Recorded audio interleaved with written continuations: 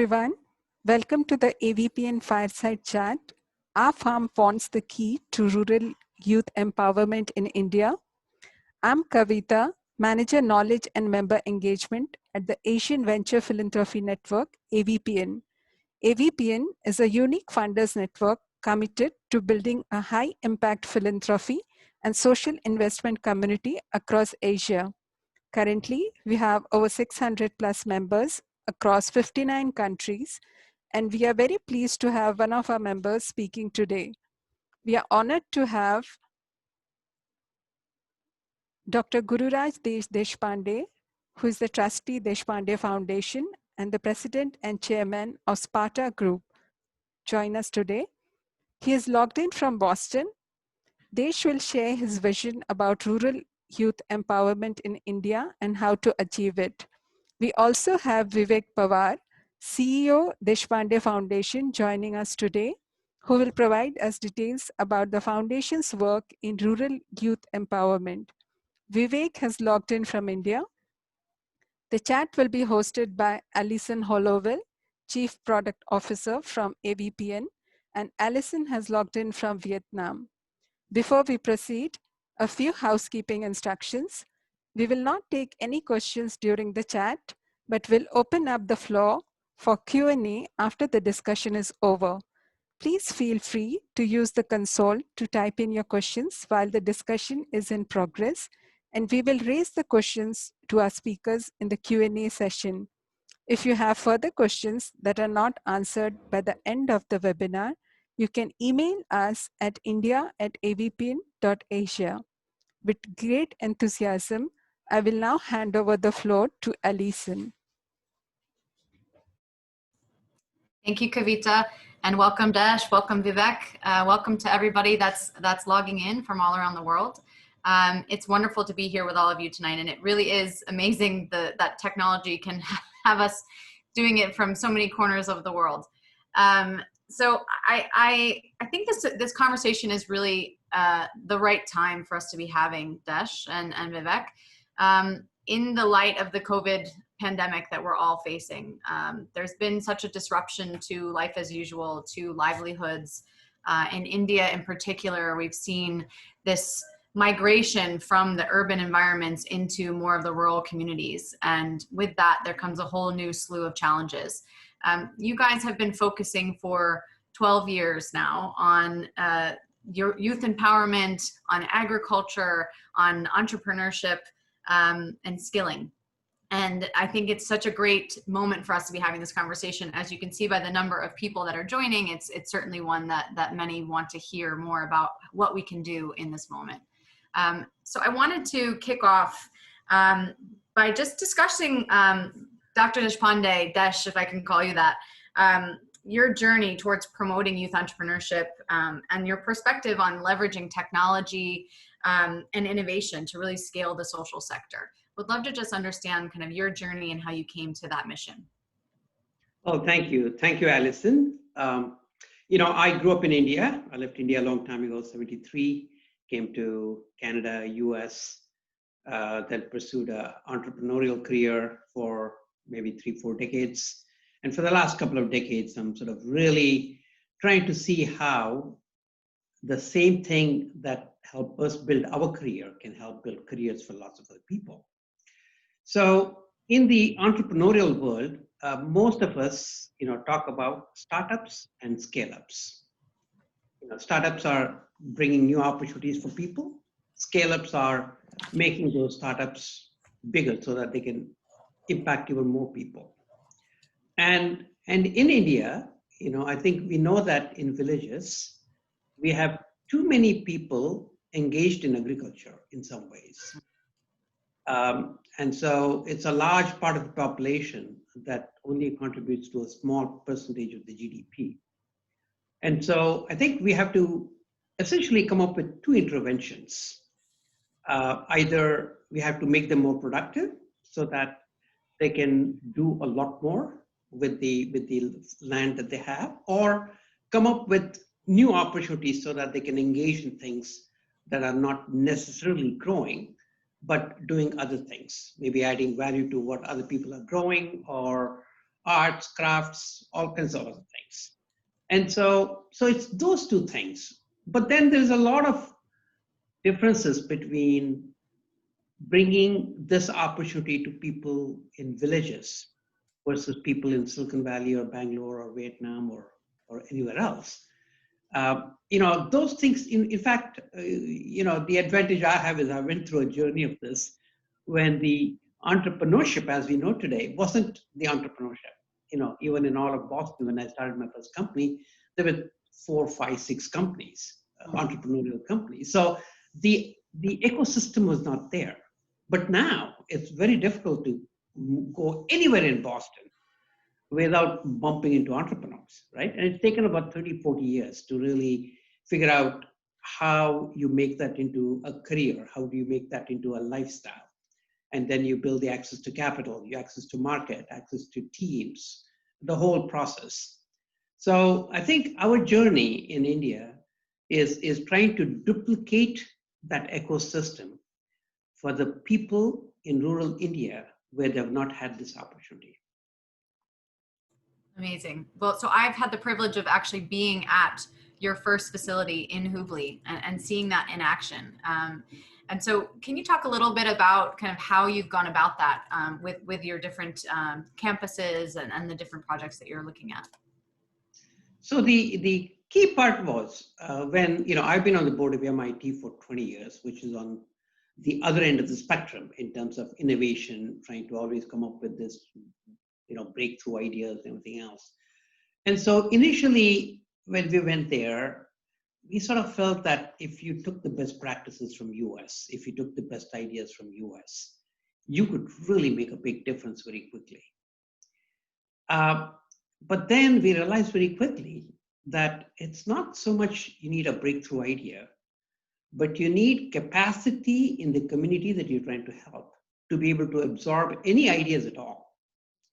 So that realization led to the fact that we, in some ways, the philanthropic world is investing a lot of money in generating greater and greater ideas to solving world problems. But it's become a little bit more clubby. The ideas stay within the people who understand what ideas are. And there's no capacity in the community for whom you're trying to create the ideas to absorb those ideas. So co-creating the solution, building the capacity, then became our core value of what we would do. And so in the last 10, 15 years, everything we've done, I think, is co-creating the solution and building the capacity. And now slowly we're getting to a position where we can start injecting bigger and bigger ideas, because now we do have a base from where they can absorb these bigger ideas. You do need big ideas to make a big difference.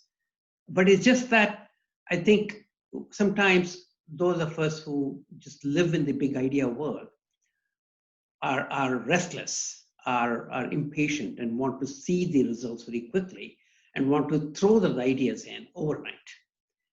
And that does not work because there's no capacity to absorb them. So can you talk a bit more about the capacity to absorb? And you've talked a lot about, tech and innovation, and you just mentioned that, creating those systems that exist in the more for-profit world. You have a lot of ideas around how this needs to take place in the social sector itself. So what, for the other social investors that are listening in, what are some of your key takeaways of what's needed to kind of advance that sandbox, if you will? Yeah, so what we're trying to do is to bring the same discipline that we use in the for-profit world to this nonprofit sector.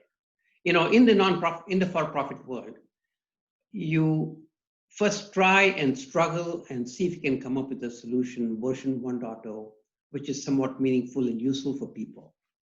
But then you have to keep going to version 2.0, 3.0, 4.0, 5.0, otherwise you just die. You don't see that in the nonprofit world.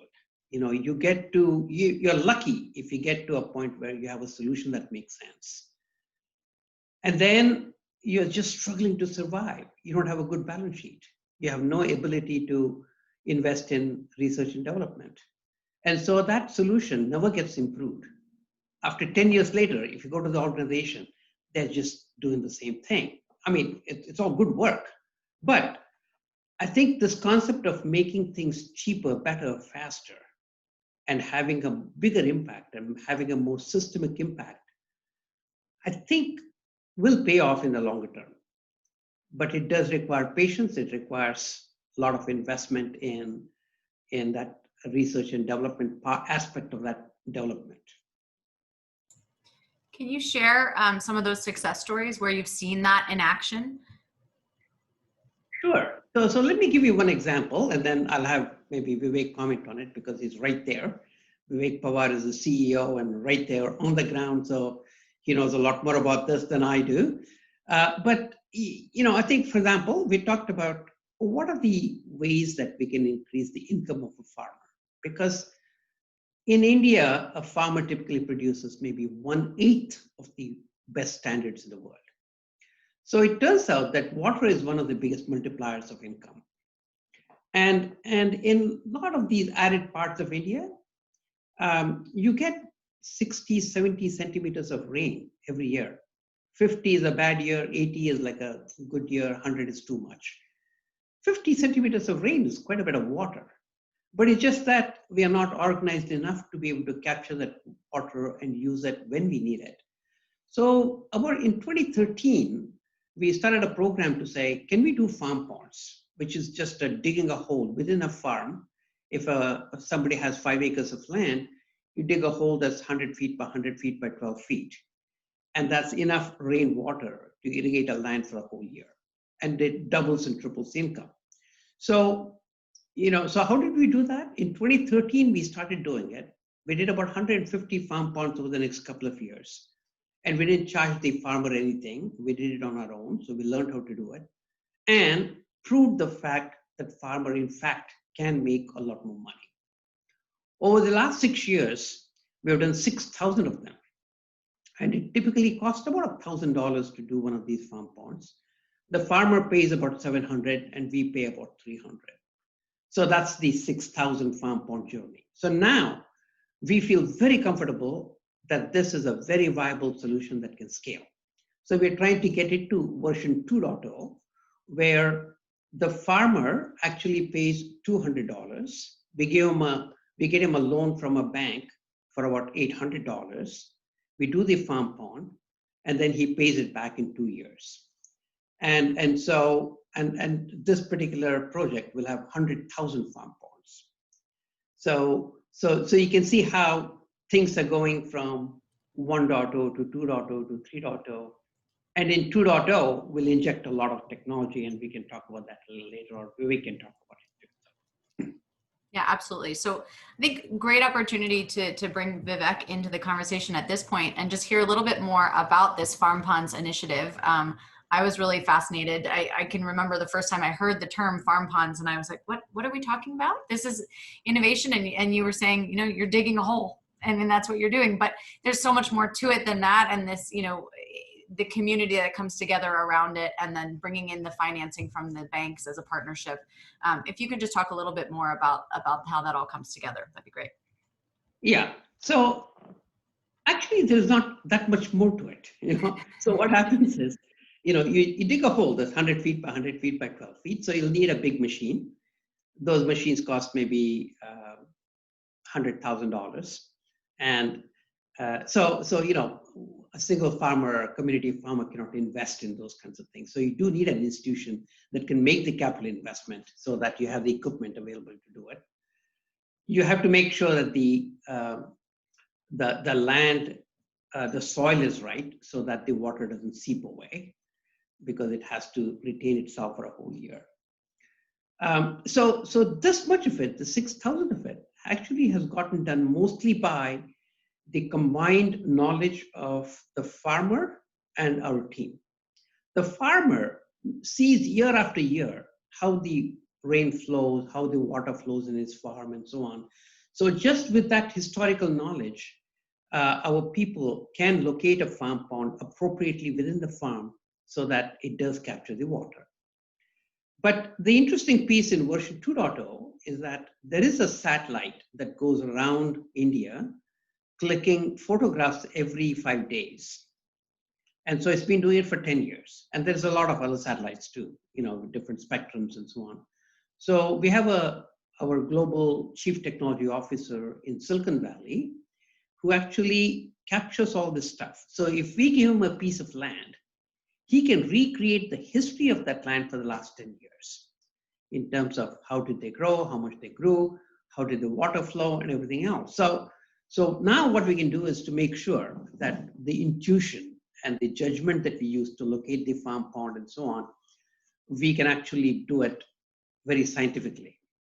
We can also monitor the farm because we need to make sure that the farmer actually takes advantage of the water, grows the crop, makes more income, and then pays it back.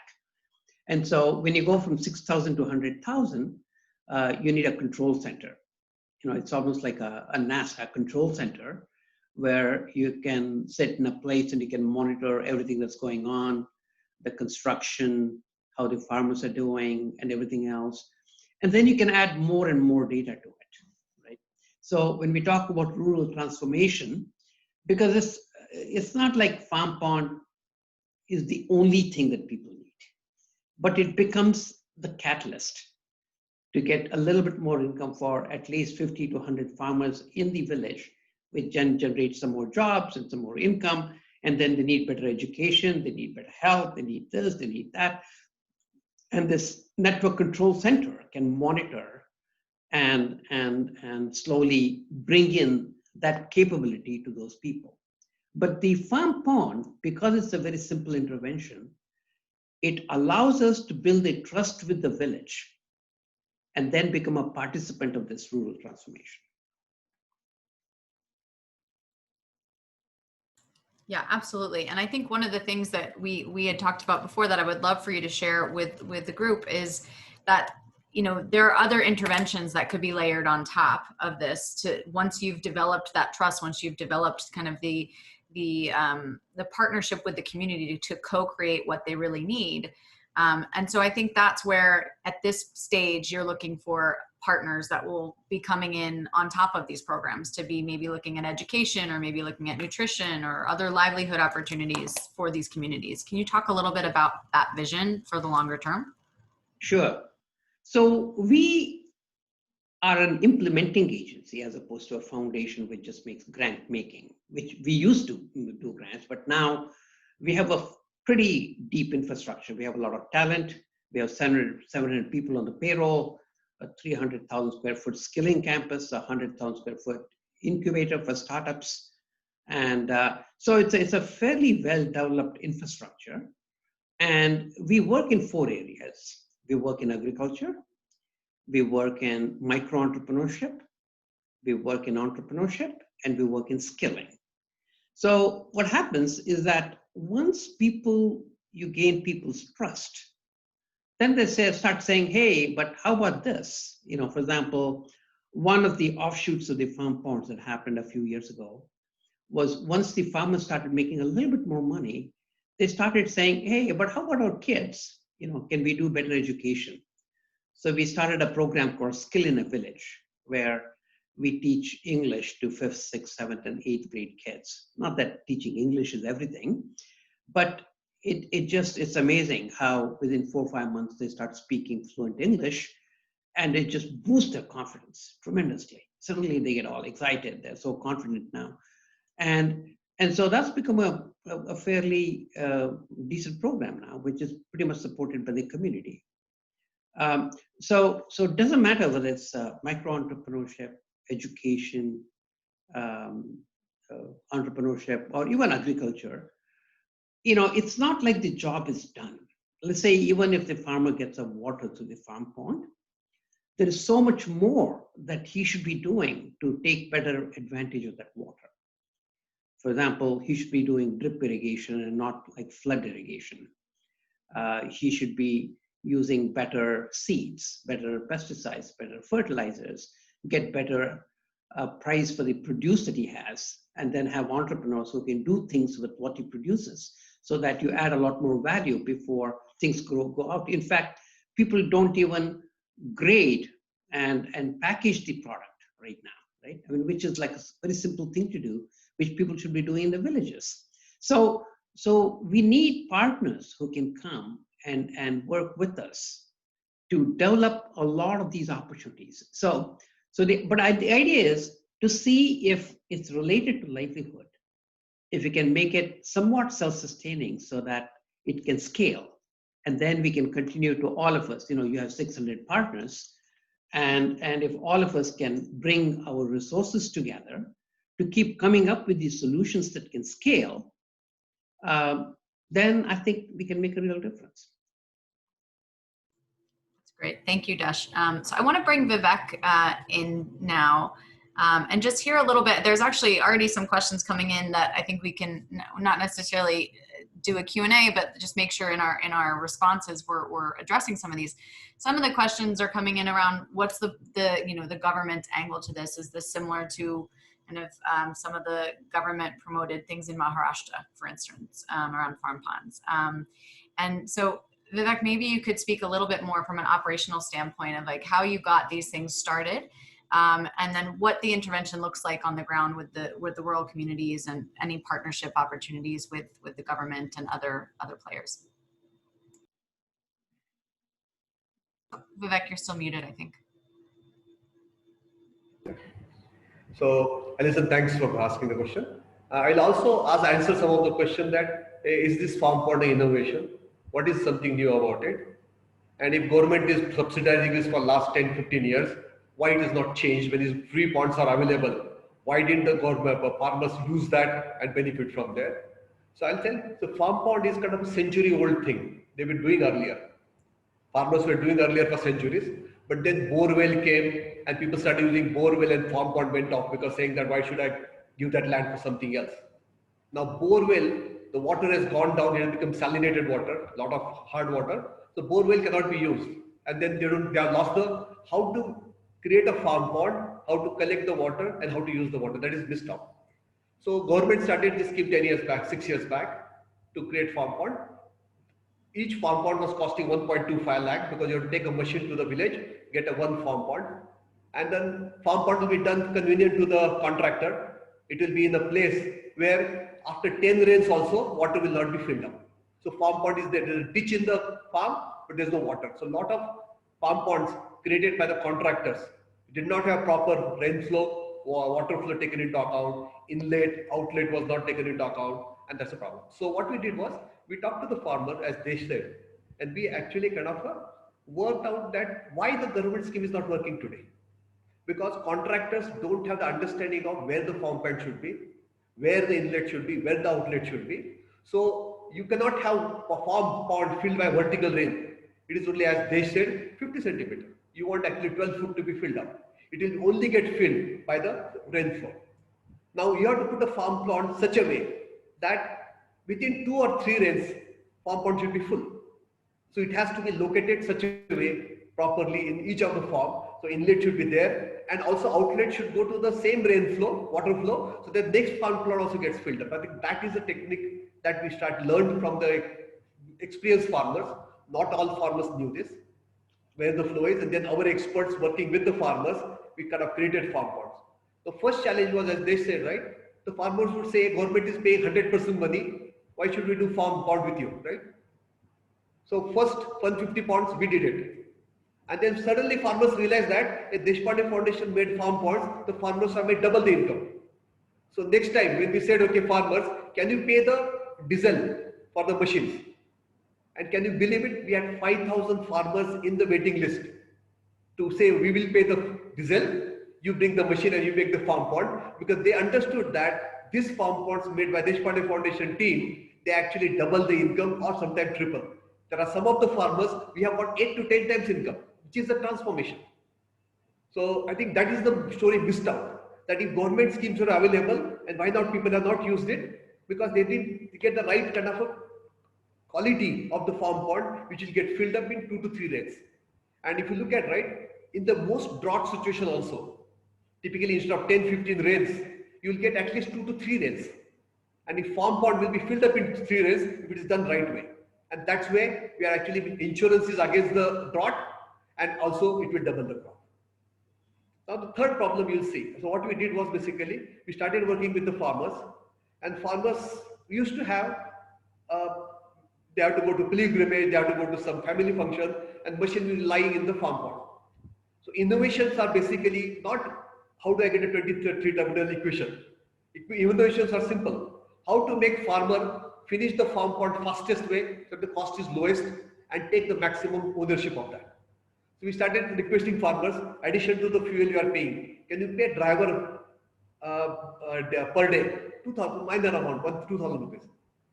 Farmers said no problem, and they stopped going for any vacation, any pilgrimage. They said okay, farm pond has started. Instead of 10 days, they'll complete the farm pond in 5 days. Our cost reduced significantly, and thereby farmer who has to get free farm pond from government, we have a 10,000 list basically waiting in line saying that I will pay 45,000. We only give machine, and thereby farm pond is to happen. Now new model you have started saying that farmers, you are actually taking loan at very high interest. So if we work with you from the bank and give you interest, can you pay all the money, take the loan and build the farm pond of your own with a rented machine? And we have more than 3,000 farmers now ready. And I'm sure within the next few months, once the pilot becomes successful, we'll have 10,000 more and 100,000 in the next 5 years. So I think the beauty of the whole thing is people on the ground have to innovate. And as they share ideas of satellite-based image capturing, it cannot work on the ground unless the team is ready, unless we have hundreds and thousands of farm ponds. So technology, ability to capture and kind of receive at the receiving end. So Deshpande Foundation, our employees have members are there, who are 600 of them, 300 of them are on the ground in the fields talking to the farmers. They are connecting to farmers with the app. They are showing them what the data is happening. So we are becoming connect between the farmers and the technology, and thereby we're able to do a quality farm pond, scalable farm pond. And we believe that not just double, we should be able to do triple the income over time, with giving them the farmer producer organization, connecting them to farmer producer organization. As they said, they are directly connecting to getting the pesticide, seed, and the fertilizer from the factories. So we are actually reducing their input cost for them, and taking the output, actually collecting them and giving to the directly bypassing and giving it to the big buyers, market linkages, and they are getting additional 10-20%. So I think multiple those initiatives are going to help us basically to kind of transform the farmers' prosperity by 2 to 3x. Wow. And I think it's amazing when you talk about the 100,000 being sort of a second pilot, that's still pilot phase with 100,000 farm ponds is pretty incredible. So yeah. why do you say that? I think I do see some questions here about working with the government and so on. I think it's what happens is ultimately you do have to work with the government to scale these programs in a big way, because they are probably the largest CSR money that exists, right? But at the same time, I think you do have to get to the point where your solutions are so well proven that it makes sense. You know, I think you'll see a parallel analogy in people who come from the private sector. See, the larger the organization, the less is your ability to innovate, right? For example, big companies, they cannot innovate. In fact, that's the opportunity for the little companies. So you get all the little startups that get started. A lot of them fail, but a few of them actually become successful in getting something out. And the way you inject innovation into large companies is by these little companies that become successful, and then they got bought out by bigger companies. And then the innovation, you know, that's the innovation that you inject into bigger companies. Now, if you look at the government is bigger than the biggest company you can think of. And therefore, it's very difficult in that structure to innovate, to actually come up with a new idea. You can come up with a policy. You can come up with things where you say, you know what, it's a good thing to do. It's a good thing to double the income of the farmer, but it's very hard to come up with how to do it. So the model that we're trying to embrace is policy but proof of concept. You know, can we put the resources of your 600 partners to come up with these pilots which look like beyond doubt that they actually work? And when you know that they absolutely work, then I think we should make it a policy and put big resources behind it, but not put big resources behind an idea that's half-baked. Yeah, absolutely. I think a couple of years ago, we had one of at our conference, someone said, you want to privatize failure and socialize success. And Absolutely. so it's exactly what you're talking about, which it's, you know, it's always something that I think philanthropy and being the highest risk capital out there really can take those risks that government cannot. So I think what you're doing in proving even 100,000, sorry, 6,000 was not enough for a proof of concept. You need to go to 100,000 really to show that this can work at scale with the tech ops backdrop that you guys are bringing in and the satellite imagery. That, you know, that's what's really needed. I think what you're saying is to then be able to take that to government afterwards. Yeah, you know, I think it's almost like you have to create that pull. You know, I think some of the people are asking questions, do farmers misuse these farm ponds, right? But to do these, we have 240 people in the field, and each person helps about 500 farmers. So we actually are in constant touch with about 120,000 farmers. So it's such a close connection that when somebody becomes a part of the family and wants to embrace any of these solutions, they become very much a part of us. So they can trust us and we can trust them. And so you have to, you know, I think because what happens is that it's not that these people want to misuse things, but it's just that their risk tolerance is very small for any change. Right? They don't have the resources. So anytime somebody offers free resource, they will say, maybe I should take it. But then it may not work. And then that's pretty risky for them. And so they lose the trust with all the NGOs and with all the government programs. And they feel very victimized to a lot of these innovations. And so gaining that trust, I think, is a big part of this whole activity. Absolutely. I think another question that I'm seeing a lot of is, will this work for small scale farmers? And I know that that's actually the primary group that you're trying to target. So can you guys speak, Vivek, maybe to that? See, a lot of questions are coming on. Are people going to use this, take the bore well water? Most of these marginal farmers don't have even wherewithal to do a bore well or put a motor. They generally rent a motor. It's like a very marginal farmers. So it is only for mostly marginal farmers. They are struggling. Second question comes is basically, how do you double the income? Is it improved yield? Typically, rain-fed farmers do only one crop because they can't do a second crop because there's no water. So by putting pond, which can retain water for 8 months, they double the crops. Number of can be double, can be triple, and thereby they get actually can offer 2x or 3x income. Not just improved yield, but actually more of doubling of the crop. So these marginal farmers, if they want to make a pond, farm pond, which could be actually kind of a 50 by 50 or 100 by 100, depending on the acre size of the plot, they have to get a machine alone. They have to get excavated. That cost could be actually close to 1.25 lakhs for 100 feet by 100 feet by 12 feet pond. But if you do 50 ponds in a village, with one machine comes in, we're able to do the cost maybe at 70,000. So individual farmers cannot afford to make the pond, and there is also a problem that it's not working in the past, right? So marginal farmers look up to actually somebody who can actually put the pond, which is quality, which will stay for 5 years. Because you don't want water, one rain water to come and all the pond filled up again and your all money is gone for a toss. So you have to have a right inlet, right outlet so that the soil is collected outside and only water goes inside. So it's a very simple techniques. There's no technology, simple techniques, but they are missed out over generations and people are not knowing and standardizing them and making this a product. So we have a farm pond as a product.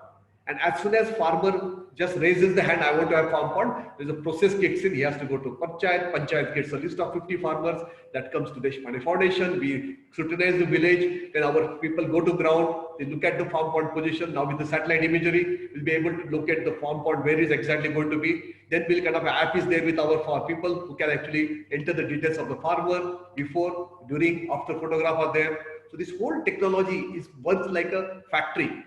And thereby we are able to do efficient farm ponds at lowest cost possible with the maximum impact.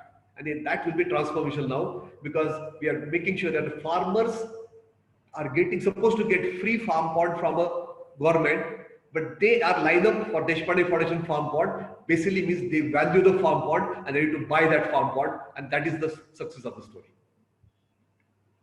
So Alison, I think maybe I can add one more thing here, that those of us, those of the people who come from the nonprofit sector are usually tremendously compassionate. And so I think all of us get caught between, when you come up with these interventions, do you help the people who are most advantaged and need it the most? Or do you help people whom you can definitely help, right? So I see that as, again, coming up with a version of a product. You see, it's easier to come up with a version of the product where you can help people who are doing okay. And as you take it to the people who are more and more marginalized, the solutions become more and more and more complex. So what we should not do, we need sophistication within the nonprofit sector to make sure that we understand the capability of the intervention that we're coming up with and apply it only to the people for whom we can actually help. For example, this farm pond idea that we have 100,000 farm pond solution that we have, it works for people who have 4 to 5 acres of land. And that's only maybe 50 to 100 people in a village, which is quite a bit. I mean, which will change the economics of that village. But this particular solution will not help the people who have only 1 acre of land. I mean, you need a different size farm pond. His ability to even borrow or justify for credit is a lot less, all that kind of stuff. So we need to work a lot more. So it's almost like you start by finding solutions where you know absolutely if somebody has this, I can do this, and he can be better off. And you apply that solution. But that's not where the effort stops. The effort has to keep continuing to make sure that your intervention becomes more and more sophisticated so that you can cover more and more people. So it's a work in progress, but it has to be done in a very disciplined way. So the reason why you cannot help everybody is not because we don't want to help, but it's just the limitation of the intervention. We're not quite there yet. No, that makes sense. And I think, they say that focus is the biggest part of strategy, right? So being able to really focus on this target and not getting distracted by maybe what you can't solve. You're absolutely right. It is very challenging to do, especially when we see so much need. But yeah. No. I mean, we see it all the time in skilling, right? And what happens is when you start talking about skilling, the campus that we have, 300,000 square foot campus, we have trained about 100,000 people, 80, 90% of them get placed and all that kind of stuff. So it's all good stuff. But when you talk about, I think our programs are good for maybe the top 1/3 of the students from semi-urban and rural area. These are the people where nobody ever gets a job. But at least if with our intervention, we can get 1/3 of the top people get jobs, that's a good thing. But if we take that solution and apply it to the bottom 1/3 of the population there, the solution will not work, right? So just having the discipline is a new thing that we're trying to bring to this nonprofit sector. And that's where we need help from a lot of your partners to come and, build up on this sophistication, build up on the new products, new interventions that we can come up with so it can help a broader set of people. Absolutely. So with that, there was a question in here around, can farm ponds be used for fish production or layering additional livelihood opportunities on top of the pond itself? Oh, I think it's a great idea. It's not what we do right now because that's not the expertise that we have. But I'm sure once a farmer gets water, that water can be used in lots of different ways to increase his income. So, good idea. So currently what farmers do, there are entrepreneurial farmers. As soon as they get water, they double the number of crops they could. 2 or 3 crops they take in a year. That is one. So triple the income. Some farmers are entrepreneurial. So they go actually horticulture. So they get kind of a banana or the other fruits which can generate more income, for example, guava or pomegranate. So they do horticulture. And some of them actually are furthermore entrepreneurial. They grow vegetables which are actually kind of a crash crops and they get more yields in the right season. So doing all this multiple, and one more entrepreneur, one of the farmer actually build the plants on the border of the tree, border of the field, which can be used for construction. So every 3 years, he get kind of a 1 to 2 lakhs per acre as a additional income. So this way, one farmer is able to actually kind of to 1 to 2% farmer are able to do 8 to 10 times their income because water is there. So doing the fish and others, definitely they can, some of them can be entrepreneurial and they can do it. Great. So, I mean, it's been a very active chat group here, but I would love to just shift into actually opening up formally to a Q&A session. Prior to that, is there anything else that either Vivek or Desh you wanted to say that we didn't have a chance to cover yet? Well, I think I really want to, I appreciate we got over 126 people here. Some of them are actively working the field, some of them are funders and so on. And this is, unlike the private sector where you talk about market share and competition, here, I think we're all in this game together. We're all trying to see how we can help these people. So anything we can do to collaborate and come together to do these things would be a good thing. And I really appreciate AVPN creating a platform for all of us to come together to share these ideas. Absolutely. I mean, I think that for AVPN, our mission is really moving capital towards impact. And so when we can find these types of success stories from other philanthropists that can be shared, and the infrastructure that you guys have already built, and bring some more attention to that and bring some additional partners, that's really helping the whole ecosystem. So that's what we're here to do. Also, Alison, the philanthropists that you have on the call, they may already be doing this, but if not, they should start thinking about how to invest in this product development. That is, people, whenever you fund, whenever there's a grant thing, you say, okay, give me X and I'll help Y number of people. And then usually the grant process is all about making sure that your X can in fact help the Y people. And so the focus is on per beneficiary funding, right? Whereas here, it's a little bit more of, if you want to help, if you want to cut the cost, if you want to make it faster, better, cheaper, you have to invest a little bit money in just developing that whole process. So the more we can develop that process and a way to fund it, like we talked about the risk capital, I think the better is our chance to actually bring some viable solutions to the sector. Yeah, absolutely. And I think, your point about that being co-created with the communities so that there's a really deep understanding of what the need is and what the appetite for absorbing all of that innovation will be. I think that's a really critical point as well, Desh. So with that, I'd love to open it up. Kavita, if there are people that want to unmute and ask questions, we can do that. Otherwise, we can just keep talking about the questions that people have been writing in. Are there any brave souls that want to unmute themselves?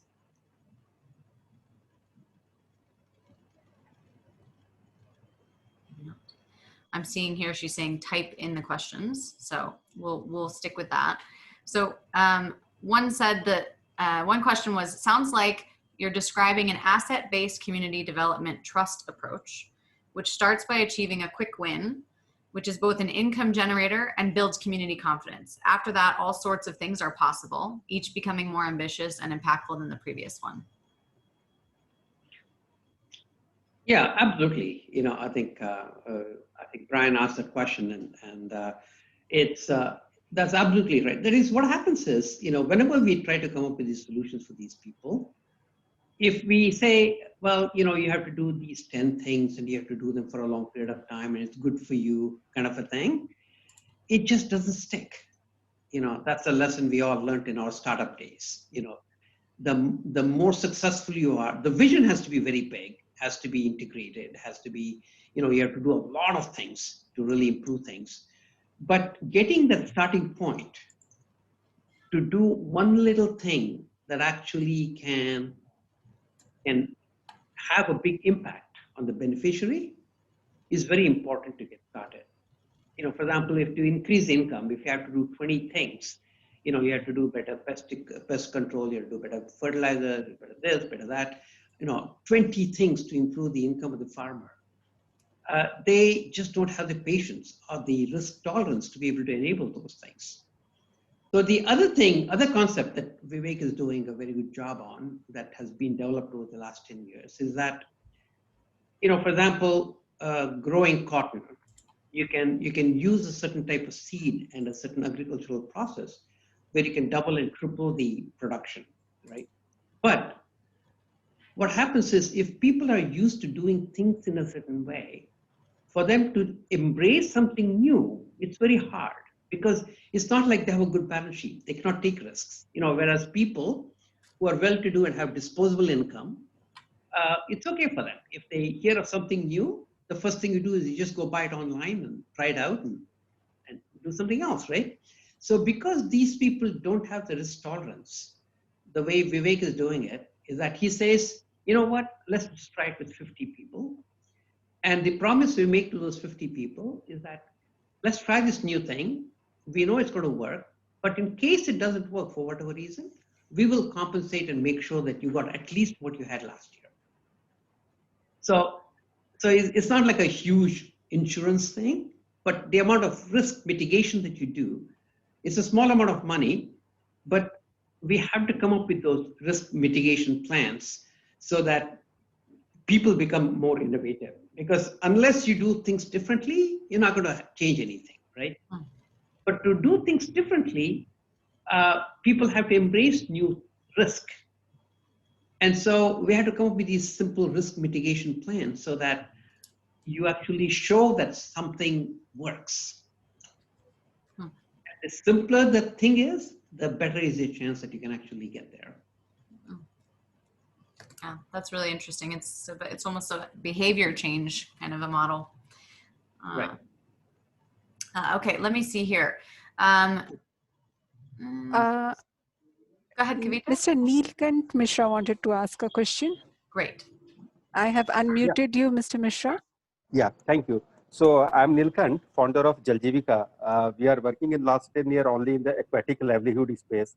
So wherever basically the small farms are there, the farm ponds or water bodies, how to integrate other water-based livelihoods is one of our focus area. Considering all those the farm ponds, like one is the layering the fishery, but apart from that, there are many other crops also which can be layered in water-based vegetation, like trapa or makhana in the different geographical areas, or the setting up the small aquaponics for goat farmers using the same water area. So recently we have developed a 25,000 liter unit in 2,000 square feet area, which gives a kind of production of 1.5 lakh to 2 lakh rupees for a farmer. And already we are doing in the 2 rain-fed zone like Aurangabad and in Bundelkhand part of India. So how can we leverage the expertise, the resources, the organization, Deshpande Foundation to do it in the Hubli or other Karnataka part? So that is one thing we would like to share our skill with such a big organization and the large entity. Yes, you can get in touch with Vivek. Vivek, do you want to give them a way to get in touch with you? Sure. Yeah. I'll just give my email ID. I'll type it on there. vivek.pawar@dfmail.org. So I'll give you the email and we can contact her. I'll be type also in the subscript. Okay. Thank you, sir. Thank you. We can also send after the webinar. We'll send a recap and just we can CC you, Vivek. That way you can have your email address. Great. Kavita, were there any other live questions that people wanted to speak? Nobody else has raised their hand. Okay. I'll read one then. As we're focusing to help farmers in getting good profits out of their crop, I feel we're supporting them in terms of providing resources for growing their crop in the first stage, but after the crop is grown, the maximum of farmers are unable to connect them to the market. So can we also focus in that area, like providing a platform of demand for a particular crop so that all nearby farmers will be working to fulfill that demand? Yeah, so we actually have 3 different interventions for farmers. One is these 240 people in the field who are helping 500 people each, 120,000 farmers, in terms of improving their cultivation process. The water is the other intervention. And the third intervention is the farmer producer organizations. And so that's a program that's getting built. And what happens is that the farmer producer organization, the concept is that you get a 500 to 1,000 farmers come together, put maybe 500,000 rupees each, and then start negotiating with bigger companies for things that come into the village, things that go out of the village, and so on. But unfortunately, even if 1,000 farmers come together, it's very undercapitalized. You know, their CEO would probably make maybe 15,000 rupees a month. So that poor guy is no match for the big corporation to actually negotiate anything, right? So we have a team of about 8 experts who do all these negotiations. So we don't get into the flow of money. We don't touch the money, but we do all these negotiations in terms of how we can get a better price for the farmer and so on. And as time goes on, we're also trying to build the ecosystem so that more entrepreneurs within the villages can add a lot more value to that production that the farmers are doing. Vivek, any more comments on the FPOs? Yeah, I can give just one example. There's one company which is a Karnataka Food Private Limited. They're soulful muesli, breakfast cereal they make. And now they're buying from our farmers a cleaned one and good quality ragi. And they're ready to give actually 25% more to the farmer. Now, what we're doing is they directly contacted farmers, and it will not work because farmers will not be clean, will not be there, cleaning will not be done, it will not be timely fashion. So we are now, FPO is collecting all the farmers' output, cleaning it up, taking the cleanup charges and giving it to the company, and then the profits are passed on to the farmer. That is one example. And the second example Desh talked about was like around producing. So if you take a imli, the tamarind, and if you directly give it, maybe you will get maybe kind of X amount. But if you open it up, clean up and process it and then give it, you might get 3 to 4 times more value for that. So there's one entrepreneur working within the FPO land and trying to create a factory there so that he can actually get a multiplier input. So if he can do processing, cleaning, grading, packaging to different macro entrepreneurs within the village, then a lot of money will be created in village, will be written in village, empowerment, entrepreneurship will be created, and thereby this will be sustainable. Thank you, Vivek. There's a few questions here about pooling of land or integrating farm pond systems so that it can kind of be used by multiple farmers. Can you speak to that? Yeah. So Alison, this is, for example, doing water. If you have 50 centimeters of rain in an area, if the community is well organized, we should not be building these farm ponds in every farm, right? There should be a common facility. There should be a common irrigation system with canals and everything else, which is a better way to do it. It's a little bit like building a big electric grid versus everybody buying a UPS because the grid isn't very stable, right? So farm pond is not really the most optimum solution for a whole community. But I think this is the version 1.0, 2.0 that I'm talking about. First, at least we need to, where I think what we find the community is that when a farmer owns a property, a private property, it really looks after it really well. So the farm ponds that we built 7, 8, 9 years ago are still functioning absolutely perfectly because they look after them.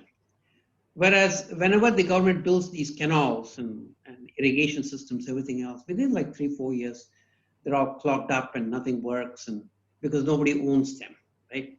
So I think farmers coming together, pooling their resources, doing things, everything else, is a level of sophistication that we need to build on as time goes on.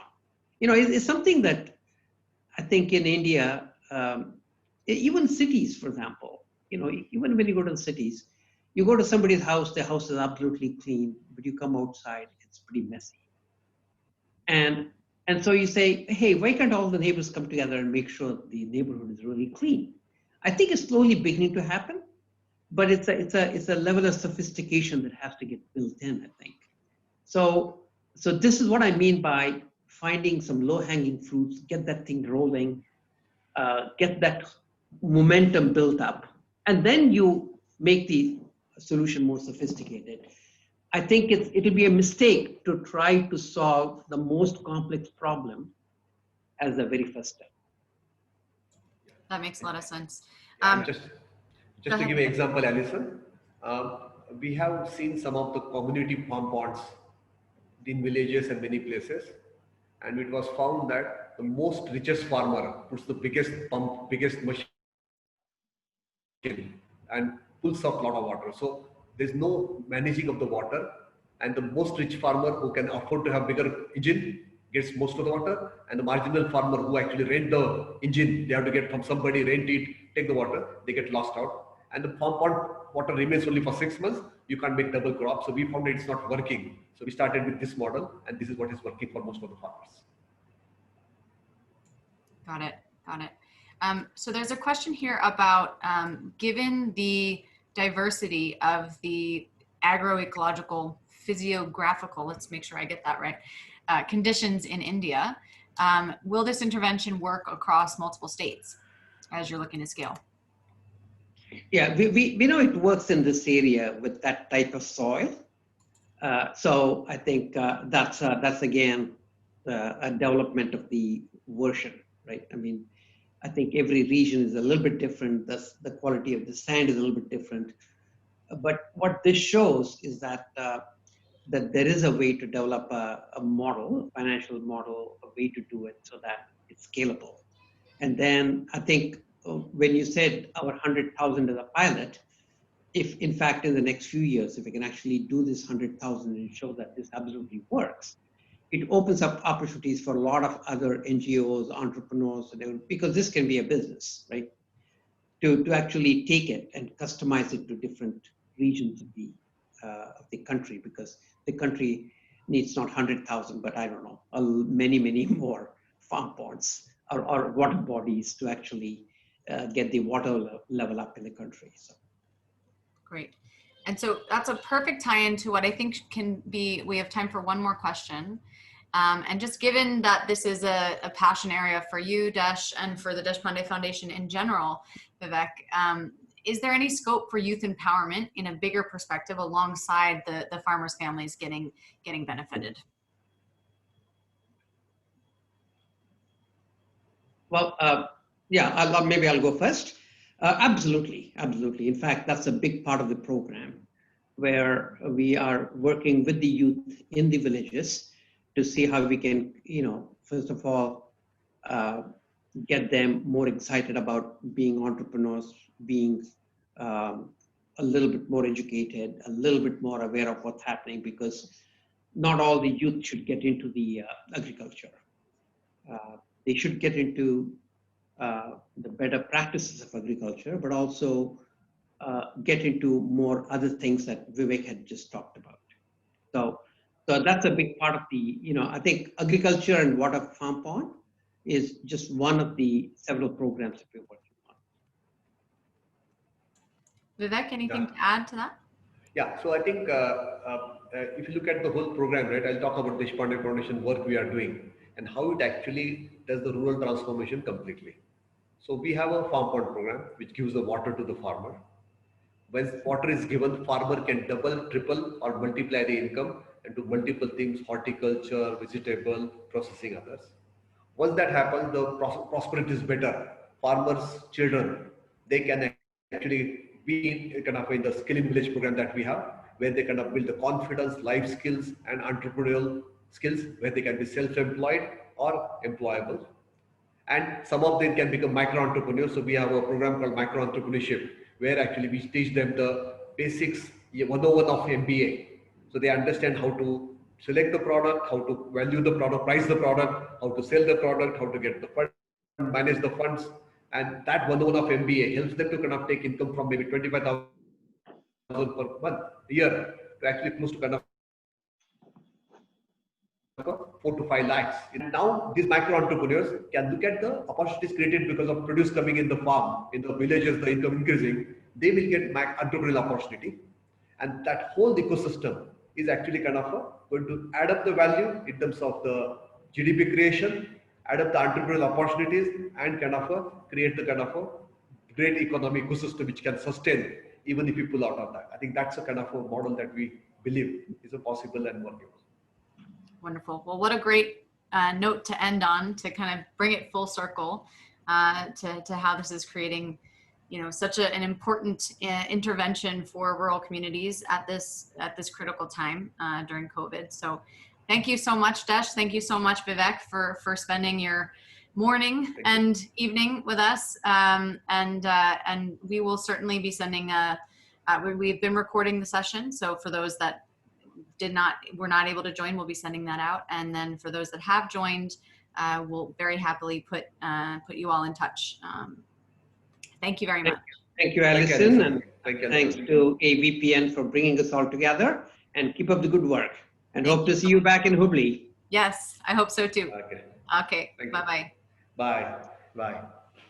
Thank you, everyone, for your participating in this interesting session. Thank you, Desh, Vivek, and thank you, Alison. We will post the recording of this session on our website by the next week, so please look out for it. Thank you for joining.